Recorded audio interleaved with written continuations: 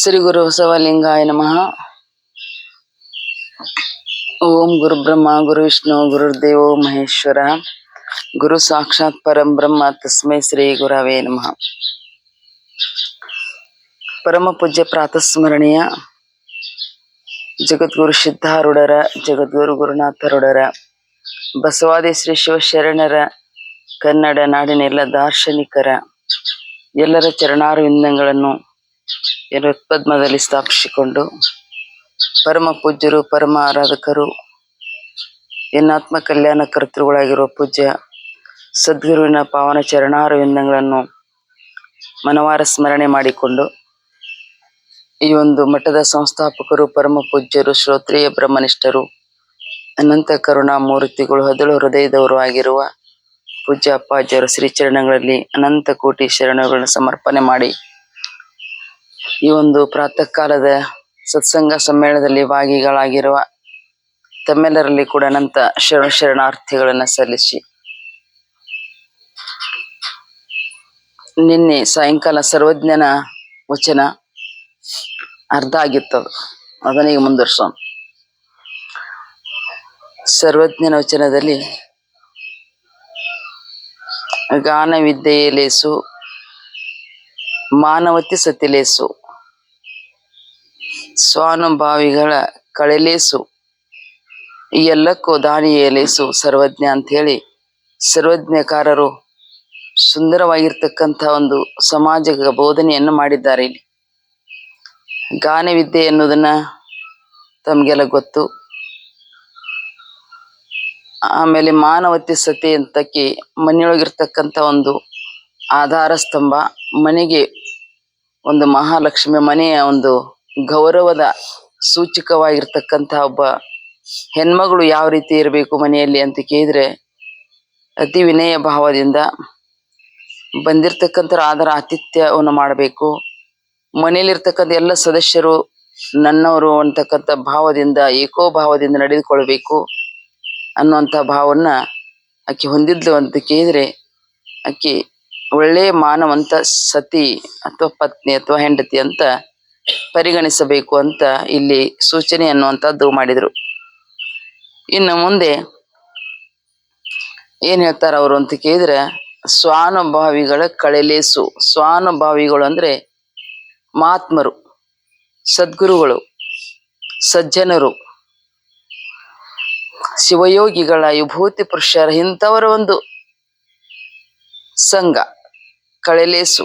ಅವರಲ್ಲಿ ಜ್ಞಾನದ ಶಿಖರಕ್ಕೆ ಹೋಗಿರ್ತಕ್ಕಂಥ ಮಹಾಜ್ಞಾನಿಗಳ ಸಂಘದಲ್ಲಿ ಸ್ವಲ್ಪ ಒಂದು ಕ್ಷಣ ಆದರೂ ಕೂಡ ಅವರಲ್ಲಿ ಹೋಗಿದ್ದೆ ಅಂತ ಕೇಳಿದ್ರ, ಅವರ ಸಂಘ ಮಾಡಿದ್ದೆ ಅಂತ ಕೇಳಿದ್ರೆ ಅದು ಒಳ್ಳೆಯದು ಅಂತ ಅರ್ಥ. ಈಗ ದುಷ್ಟರ ಸಂಘದಲ್ಲಿ ದುಷ್ಟ ಗುಣಗಳು ಬರ್ತಾವ, ದುಷ್ಟ ಬುದ್ಧಿಗಳು ಬರ್ತಾವ. ಅದಕ್ಕಾಗಿ ಅಂತ ದುಷ್ಟ ಬುದ್ಧಿಗಳಿಂದ ನಮ್ಗೆ ಸುಖ ಸಿಗುವುದಿಲ್ಲ.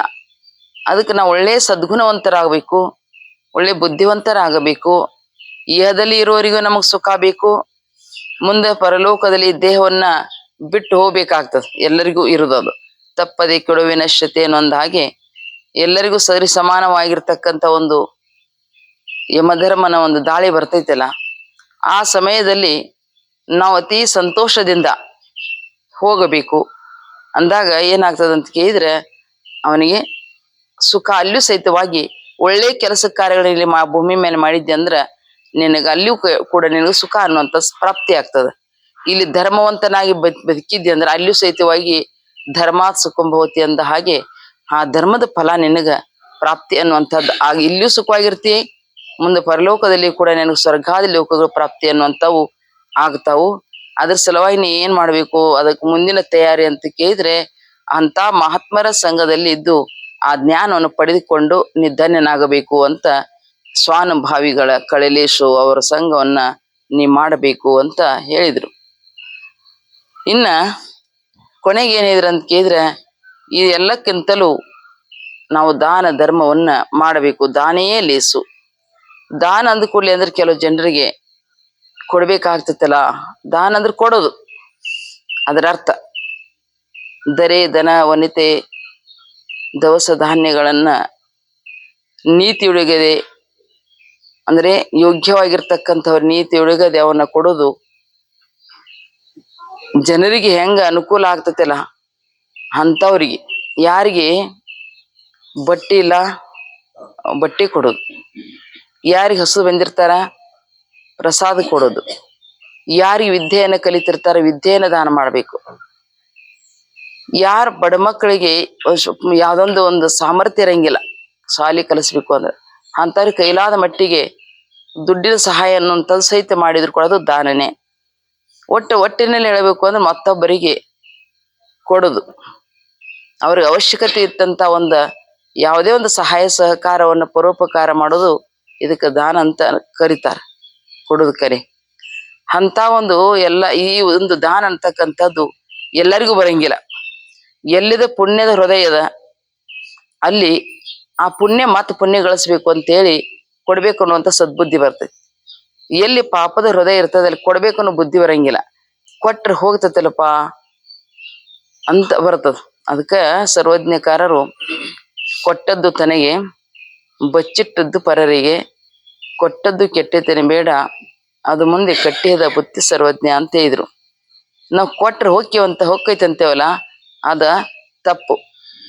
ಕೊಟ್ರೆ ಜಾಸ್ತಿ ಬರ್ತೈತಿ. ಒಂದು ಕೈಯಿಂದ ನಾವು ಕೊಟ್ಟಿವಿ ಅಂತ ಕೇಳಿದ್ರೆ ಭಗವಂತ ನಮ್ಗೆ 10 ಕೈಯಿಂದ ಕೊಡ್ಲಿಕ್ಕೆ ತಯಾರಿರ್ತಾನ.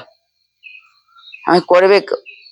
ಅದಕ್ಕೆ ನೋಡ್ರಿ ಭೂಮಿಯೊಳಗೆ ನೀವೇನ್ ಮಾಡ್ತೀರಿ, ಬಿತ್ತುತ್ತೀರಿ, ಜೋಳನೋ ಗೋಧಿನೋ ಕಡ್ಲಿ ಏನೋ ಒಂದು ಬಿತ್ತೀರಿ. ನೀವು ಬಿತ್ತಿದಾಗ ಒಂದೇ ಒಂದು ಜೋಳದ ಕಾಳ ಭೂಮಿಗೆ ಬಿತ್ತು ಅಂದ್ರೆ ಅದಿಷ್ಟೊಂದು ದೊಡ್ಡ ತನಿಯಾಗಿ ಇಷ್ಟು ಕಾಳ ಕೊಡ್ತೈತಿ. ಅಂದ್ರೆ ನಾವು ಕೊಟ್ಟದಷ್ಟ ಬರಂಗಿಲ್ಲ, ಅದ್ರ 10 ಪಟ್ಟ ನಮ್ಗೆ ಏನಾಗ್ತದೆ ಲಾಭದ ಅಂತ ಅರ್ಥ. ಇನ್ನೊಂದ್ ಮಾತು ಇಲ್ರಿ, ಇದ್ದವ್ರು ಕೊಡ್ತಾರ ನಾವೇನ್ ಕೊಡ್ಬೋದು? ಶ್ರೀಮಂತ ಇದ್ದಾರ ಕೊಡುವಂತ ಸಾಮರ್ಥ್ಯ ಇದ್ದಾರ ಕೊಡೋದು, ಎಲ್ಲರೂ ಅಲ್ಲ. ಅದಕ್ಕೆ ಹೇಳಿದ್ರಲ್ಲ ಎಲ್ಲ ಕೊಟ್ಟು ದರಿದ್ರಾಗಂತ ಯಾವ ಶಾಸ್ತ್ರ ಹಂಗಿಲ್ಲ. ಎಷ್ಟು ಸ್ವಲ್ಪ ತಮ್ಮ ತಕ್ಕಂಗ ಒಂದು 100 ರೂಪಾಯಿ ಗಳಿಸ್ತಿದ್ದಪ್ಪ ಅಂತಂದ್ರೆ ಅದ್ರೊಳಗ ಒಂದು 5 ರೂಪಾಯಿರ ದಾನ ಮಾಡ್ಬೇಕಂತ. ಒಂದು 1000 ರೂಪಾಯಿ ಗಳಿಸ್ತಿದ್ದ ಅಂತಂದ್ರೆ ಅದ್ರೊಳಗೆ ಏನ್ ಮಾಡ್ಬೇಕ್ರಿ, ಒಂದು 1000 ರೂಪಾಯಿ ಗಳಿಸ್ತಿದ್ದ ಒಂದು 100 ರೂಪಾಯಿರ ದಾನಕ್ಕೆ ತೆಗಿಡ್ಬೇಕು, ಧರ್ಮಕ್ಕೆ ತೆಗಿಡ್ಬೇಕಂತ. ಧರ್ಮದ ದುಡ್ಡಂತೆ ಅಂದ್ರೆ ಕೊಟ್ಟಿರ್ತಕ್ಕಂಥ ಭಗವಂತ ಕೊಟ್ಟಾನಲ್ಲ, ನಾವು ದಾನ ಧರ್ಮ ಮಾಡ್ಬೇಕು.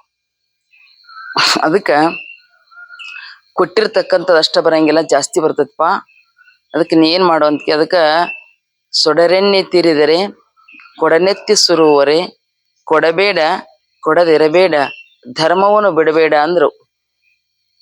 ನಮ್ಮಲ್ಲಿ ಒಂದು ಬ್ಯಾರಲ್ ಗಂಟ್ಲೆ ಡಬ್ಬಿ ಗಂಟ್ಲೆ ಎಣ್ಣೆ ಐತಿ ಅಂತ ತಿಳ್ಕೊಂಡು ದೀಪಕ್ಕೆ ಅದನ್ನ ತಗೊಂಡ್ ದಬಾ ಸುರ್ವಿರ ಇದ್ದು ಸದ ದೀಪ ನಂದಿ ಹೋಗತಿ, ಉರಿತೈತೇನದ ಇಲ್ಲ. ಅದನ್ನ ಎಷ್ಟು ಬೇಕು ಒಟ್ಟೆ ಸ್ವಲ್ಪ ಒಂದು ವಾಟೆ ಬಟ್ಟಲದಲ್ಲಿ ತಗೊಂಡು ಸ್ವಲ್ಪ ಹಾಕಿರ ಪ್ರಜ್ವಲವಾಗಿ ನಮ್ಗೆ ಬೆಳಕು ಕೊಡ್ತೈತಿ. ಹಾಗೆ ಇಲ್ಲಿ ಏನು ಅಂತ ಕೇಳಿದ್ರೆ ಎಲ್ಲವನ್ನ ಕೊಟ್ಟರೆ ನೀನು ಏನ್ ಮಾಡಂತ ಕೇಳಿದ್ರೆ ಬೀದಿಗೆ ಬಾ ಅಂತ ಅನ್ನಂಗಿಲ್ಲ. ನಿನ್ನ ಯೋಗ್ಯತೆಗೆ ತಕ್ಕಂಗ ನೀನು ಸಹಿತ ಧರ್ಮ ಸಂಪಾದನೆ ಅನ್ನುವಂಥದನ್ನ ಮಾಡು, ಧರ್ಮವನ್ನು ಬಿಡಬೇಡ ಅಂತ ಹೇಳಿ ಅವರು ಸಹಿತ ಸೂಚನೆ ಅನ್ನುವಂಥದ್ದನ್ನ ಮಾಡಿದ್ದಾರೆ ಎಲ್ಲರಿಗೂ. ಅದ್ರ ಸಲುವಾಗಿನೇ ಇಲ್ಲಿ ಧರ್ಮವನ್ನು ಬಿಡಬೇಡ ಅಂತ ಹೇಳಿದ್ರು. ನಾವೆಲ್ಲ ಏನ್ ಮಾಡ್ತೇವಿ, ಲೋಭತನದಿಂದ ಕೊಟ್ರೆ ಹೋಗ್ತೈತಪ್ಪ ಮುಂದಿನ ತಯಾರಿ ಅಂದ್ರೆ ನಾವು ಈ ಜನ್ಮ ಅಷ್ಟ ನಮ್ದು ಕೊನೆಯದಲ್ಲ, ಲಾಸ್ಟ್ ಅಲ್ಲ. ಯಾಕಿಂತ ಎಷ್ಟೋ ಜನ್ಮ ಹುಟ್ಕೋತ ಸತ್ಕೋತ ಬಂದೇವಿ, ಇನ್ನೂ ಎಷ್ಟೋ ಜನ್ಮ ಹುಟ್ಟತೇವೆ ಗೊತ್ತಿಲ್ಲ. ಎಲ್ಲಿ ತನಕ ನಮ್ದು ಹಿಂಗ್ ಚಾಲು ಆಕತ್ತದ ಅಂತ ಕೇಳಿದ್ರೆ ಭೂಮಿ ಹುಟ್ಟಿದಂಗ ಚಾಲು ಆಗಿತ್ತದ ಹುಟ್ಟುದು. ಇನ್ನು ಯಾವಾಗ ಸ್ಟಾಪ್ ಆಗ್ತೈತಪ್ಪ ಅಂತ ಕೇಳಿದ್ರೆ ನಾವು ಎಲ್ಲಿ ಬಂದೇವು ಅಲ್ಲಿ ಹೋಗ್ಬೇಕಲ್ಲ. ನಾವ್ ಎಲ್ಲಿಂದ ಬಂದೆವು, ಬ್ರಹ್ಮನಿಂದ ಬಂದೆವು, ಹೋಗಿ ಮತ್ತ ಅವನು ಮುಟ್ಟಬೇಕಲ್ಲ. ಅಂದಾಗ ಇದು ಹುಟ್ಟುದು ಜನನ ಮರಣಗಳು ಅಂದ್ರ ಬಂದಾಗ್ತಾವ. ಅಂದ್ರೆ ನಾ ಪರಬ್ರಹ್ಮ ಸ್ವರೂಪನಂತ ದಿವ್ಯ ಜ್ಞಾನ ಬೇಕಲ್ಲ, ಅಂತ ಜ್ಞಾನಿ ಆದಾಗ ಮಾತ್ರ ಇದು ಹುಟ್ಟುದು ಸಾವುದು ಬಂದಾಗ್ತಾವ. ಅಂದ್ರೆ ಹೋಗ್ಬಿಡ್ತಾವ, ನಾ ಬ್ರಹ್ಮ ಸ್ವರೂಪ ಆಗ್ತೀವಿ. ಅಲ್ಲಿ ತನಕ ಇದಿರೋದೇನೆ. ಅದ್ರ ಸಲುವಾಗಿ ಮುಂದಿನ ತಯಾರಿ ಈ ಜನ್ಮದಾಗ ಇಳಿದ್ರು ಮುಂದಿನ ಜನ್ಮದಲ್ಲಿ ಸಹಿತವಾಗಿ ನಾವ್ ಇಂಥ ಒಂದು ಜ್ಞಾನ ಪಡ್ಕೊಂಡು ಮುಕ್ತರಾಗಬೇಕು ಅನ್ನೋಂಥ ಭಾವಿತ್ತು ಅಂದ್ರೆ ಏನ್ ಮಾಡ್ಬೇಕ್ರಿ, ಇಂಥ ಧರ್ಮ ಕಾರ್ಯಗಳಲ್ಲಿ ದಾನದಲ್ಲಿ ಕಡುಲೋಭವನ್ನು ಮಾಡಲಾರ್ದನೆ. ಕಡುಲೋಭ ಅನ್ನುವಂಥ ಅದೊಂದು ಕೆಟ್ಟ ಗುಣ ಅಂತ ಹೇಳಿ ನಿಜಗುಣ ಶಿವಳಿಗೆ ಕೂಡ ಹೇಳಿದಾನ. ಕಡುಲೋಭದಿಂದ ದುರ್ಗುಣ ಎನ್ನುಂಟೆ ಅಂದ್ರೆ ಅವ್ರು. ಕಡುಲೋಭ ಅಂತಕ್ಕಂಥದ್ದು ದುರ್ಗುಣ ಅದೊಂದು. ಆ ಲೋಭ ಗುಣ ಅನ್ನತಕ್ಕಂಥದ್ದು ಸಹಿತವಾಗಿ ಕೆಟ್ಟ ಗುಣ ಅದು. ಅದಕ್ಕ ಉಣ್ಣದೊಡವೆಯ ಗಳಿಸಿ ಮಣ್ಣಲ್ಲಿ ತಾಯಿರಿಸಿ ಚೆನ್ನಾಗಿ ನೆಲವ ಸಾರಿಸಿದವನ ಬಾಯಲ್ಲಿ ಮಣ್ಣು ಕಾನೆಯೇ ಸರ್ವಜ್ಞ. ಸರ್ವಜ್ಞಕಾರರು ದಾನದ ಬಗ್ಗೆ ಬಹಳ ಚಂದ ಬಹಳ ವಚನಗಳು ಹೇಳಿದಾರ. ಇರ್ಲಿ, ಅದಕ್ಕಾಗಿ ನಾ ಒಂದೇ ಮಾತು ಏನಂತ ಕೇಳಿದ್ರೆ, ಈ ಜಗತ್ತಿನಲ್ಲಿ ಬಂದೇವನ್ಯಾಗ ಎಲ್ಲಕ್ಕಿಂತಲೂ ದಾನ ಧರ್ಮ ಮಾಡಿ ಹೋಗೋದು ಬಹಳ ಶ್ರೇಷ್ಠ. ಯಾವ್ದಾದ್ರು ಏನು ನಾವು ಇಲ್ಲಿಂದ ತಗೊಂಡು ಹೋಗೋದಿಲ್ಲ. ಬರೇಗಲೆ ಬಂದೇವಿ, ಬರೇಗಲೆ ಹೋಗೋದದ. ತಗೊಂಡು ಹೋಗೋದದ ಎರಡ, ಪಾಪ ಪುಣ್ಯ. ಆ ಪಾಪ ಪುಣ್ಯದಲ್ಲಿ ಎಲ್ಲವನ್ನ ಪಾಪ ಕಳ್ಕೊಂಡು ಪುಣ್ಯಾತ್ಮರಾಗಿ ಹೋದ್ರ ಮುಂದಿನ ಜನ್ಮಾದರೂ ಸಹಿತ ಸುಖವಾಗಿರ್ತಕ್ಕಂಥ ಭಾಗ್ಯ ಬರ್ತದ. ಜ್ಞಾನ ಪುರುಷರ ಒಂದು ಮನೆಯಲ್ಲಿ ಹುಟ್ಟತಾರ. ಶ್ರೀಮಂತರ ಕುಲದಲ್ಲಿ ಸುಚಿನಾಂ ಶ್ರೀಮತಾಂ ಗೇಹೆ ಯೋಗ ಭ್ರಷ್ಟೋ ವಿಜಾಯತೆ ಅಂತೇಳಿ ಭಗವದ್ಗೀತೆಯಲ್ಲಿ ಕೂಡ ಹೇಳಿದ್ದಾರೆ. ಅದಕ್ಕಾಗಿ ನಾವೆಲ್ಲರೂ ಅದೇ ಮುಂದಿನ ಬುತ್ತಿ, ಮುಂದಿನ ತಯಾರಿ ಅಂತಂದ್ರೆ ಪುಣ್ಯ ಸಂಪಾದನೆ ಮಾಡ್ಕೋಬೇಕು. ಅದರಿಂದ ದಾನ ಧರ್ಮವನ್ನ ಮಾಡಬೇಕು. ಮಾಡಿದ್ದಾದರೆ ಅಲ್ಲಿ ನಮಗ ಸುಖ ಅನ್ನುವಂಥದ್ದು, ಪ್ರಾಪ್ತಿ ಅನ್ನುವಂಥದ್ದು ಆಗ್ತತಿ. ಒಟ್ಟಿನಲ್ಲಿ ಹೇಳ್ಬೇಕು ಅಂದ್ರೆ ದಾನ ಎಲ್ಲಕ್ಕೂ, ಇವೆಲ್ಲಕ್ಕಿಂತಲೂ ಕೊಟ್ಟರ ಹೋಗ್ಬೇಕು ಜಗತ್ತಿನಲ್ಲಿ, ಬಿಟ್ಟರ ಹೋಗ್ಬೇಕು. ಆಮೇಲೆ ಕೊಟ್ಟರ ಹೋಗ್ಬೇಕು, ಬಿಟ್ಟರ ಹೋಗ್ಬೇಕು. ಅದಕ್ಕ ಇವ ಕೊಟ್ಟರು ಅಂತಂದ್ರ ಸಂಬಂಧಿಕರು ಅವ್ರಿಗೆ ಕೊಡ್ಬೇಕಾಗ್ತದ. ದಾನ ಧರ್ಮ ಮಾಡಿ ಕೊಟ್ರ ಅದು ಕಟ್ಟಿದ ಬುತ್ತಿ ಸರ್ವಜ್ಞ ಅಂತಾರ. ಕೊಟ್ಟಿರಂದ್ರೆ ನಿಮ್ಗೆ ಲಾಭ ಐತಿ, ಬಿಟ್ಟಿರಂದ್ರೆ ನಿಮ್ ಸಂಬಂಧಿಕರು ತಗೋತಾರ. ಇಟ್ಟರ ಹೋಗ್ಬೇಕ. ಇವ್ನ ಎರಡು ಮಾಡ್ಲಿ, ಇಟ್ಟರ ಹೋಗಬೇಕಲ್ಲ, ತಗೊಂಡಂತೂ ಹೋಗಾಕ್ ಬರಂಗಿಲ್ಲ. ಒಂದು ಸೂಜಿ ಮನಿಗೆ ಎಷ್ಟು ಹತ್ತತಿಲ್ಲ ಅಷ್ಟು ಸಹಿತ ನಾವು ಏನು ತಗೊಂಡ್ ಹೋಗಾಕ್ ಬರಂಗಿಲ್ಲ ಅಂದಾಗ ಎಲ್ಲ ಇಲ್ಲಿ ಬಿಟ್ಟು ಹೋಗುದ. ಅದ್ರ ಸಲುವಾಗಿ ನಾವ್ ಏನ್ ಮಾಡ್ಬೇಕು, ದಾನದಲ್ಲಿ ಪ್ರವೃತ್ತರಾಗಬೇಕು, ಅಂತ ಧರ್ಮದಲ್ಲಿ ಪ್ರವೃತ್ತರಾಗಬೇಕು. ಅದೇ ನಮ್ಮ ಜೊತೆ ಬರ್ತಕ್ಕಂಥದ್ದು, ಅಂದ್ರೆ ಬರ್ತಕ್ಕಂಥ ಬುತ್ತಿ, ಬರ್ತಕ್ಕಂಥ ಪುಣ್ಯ ಅಂತ ತಿಳ್ಕೊಂಡು ಹೇಳಿ, ಅಂತ ಒಂದು ಸರ್ವಜ್ಞ ವಚನದಲ್ಲಿ ಇನ್ನು ಅನೇಕ ವಿಷಯಗಳನ್ನ ಇಲ್ಲಿ ಹೇಳೋರದಾರ. ಇರ್ಲಿ, ಅದಕ್ಕಾಗಿ ಅಂತ ದಾನ ಮಾಡೋ ಪ್ರವೃತ್ತಿಯನ್ನು ಬೆಳೆಸಿಕೊಂಡು ಇಹಲೋಕದಲ್ಲಿ ಇರೋ ತನಕನೂ ಸುಖಿಗಳಾಗಿ ಮುಂದಿನ ಜನ್ಮಾದಲ್ಲೂ ಸಹಿತವಾಗಿ ಪುಣ್ಯವನ್ನು ತೆಗೆದುಕೊಂಡು ಹೋಗಿ ಅಲ್ಲೂ ಸಹಿತ ಸುಖವಾಗಿ ಬಾಳ್ಲಿಕ್ಕೆ ಬರುವಂತಹದ್ದು ಇದೊಂದು ಮಾರ್ಗವನ್ನ ಇಲ್ಲಿ ಸರ್ವಜ್ಞ ಮೂರ್ತಿಗಳು ಹೇಳಿದ್ದಾರೆ. ಅಂತ ಸದ್ಬುದ್ಧಿ ಗುರುದೇವ ಕೊಟ್ಟು ಕರುಣಿಸಲಿ ಅಂತ ಹೇಳ್ತಾ ಇದಿಷ್ಟು ಇವತ್ತಿನ ಚಿಂತನೆ. ಸರ್ವರಿಗೂ ಶರಣ ಶರಣ.